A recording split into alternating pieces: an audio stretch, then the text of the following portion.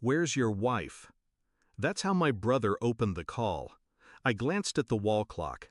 8:42 p.m. "She's on a business trip," I said. "New York, until Sunday." Silence. Then came his voice, flat, careful. "She's at my hotel, Adam, in Hawaii, room 509. She's not alone." I didn't breathe. He added, "She's using your ATM card."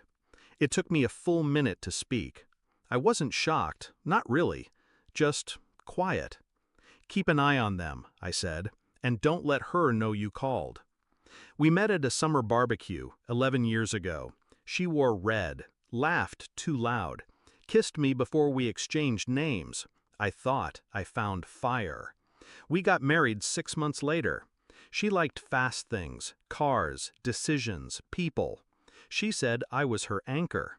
But eventually, she started drifting. Anchors don't matter when someone wants to float.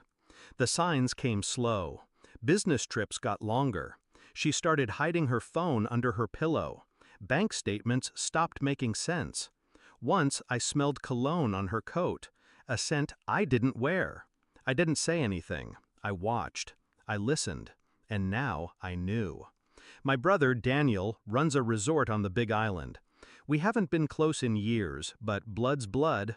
He texted me the name of the guest she checked in with, Jason Klein. I checked her calendar. She had an investor meeting listed, of course.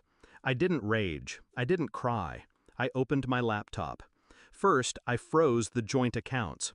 Left enough for food and cab fare, just enough to sting. Next, I called Daniel. "I need her distracted. Can you upgrade her room? To the presidential suite?" "Exactly. Give her champagne. Tell her it's on the house." He caught on. "You're going to trap her?" I smiled. "No, I'm going to expose her." I booked a last-minute flight, landed in Kona just after sunrise, rented a car, drove straight to the resort. Room 509 overlooked the ocean. I didn't knock. I had Daniel unlock the suite's private surveillance system, hidden cameras, audio, everything streamed to my phone.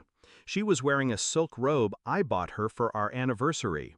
Jason was shirtless, drinking from a bottle of wine I paid for. She laughed, head thrown back, carefree, like I never existed. She said something about finally being free.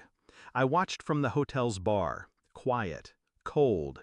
Then I made my move. I had a small packet with me, printed copies of bank statements, photos, hotel records, a copy of the prenup she forgot she signed, infidelity clause highlighted. I slipped it into an envelope, handed it to Daniel. "Have the concierge deliver this to her at breakfast." He raised an eyebrow. "You sure you don't want to confront her in person?" "No," I said. "She'll bury herself just fine." The fallout began fast. 8:17 a.m. She opened the envelope. 8:20 a.m. Jason started yelling. 8:25 a.m. He left the room, slamming doors. And at 8:32 a.m., my phone rang. I didn't answer. She called again. And again. 54 missed calls. Texts flooded in. "I can explain. Please pick up. It's not what it looks like." Then came the rage. "How dare you freeze my accounts?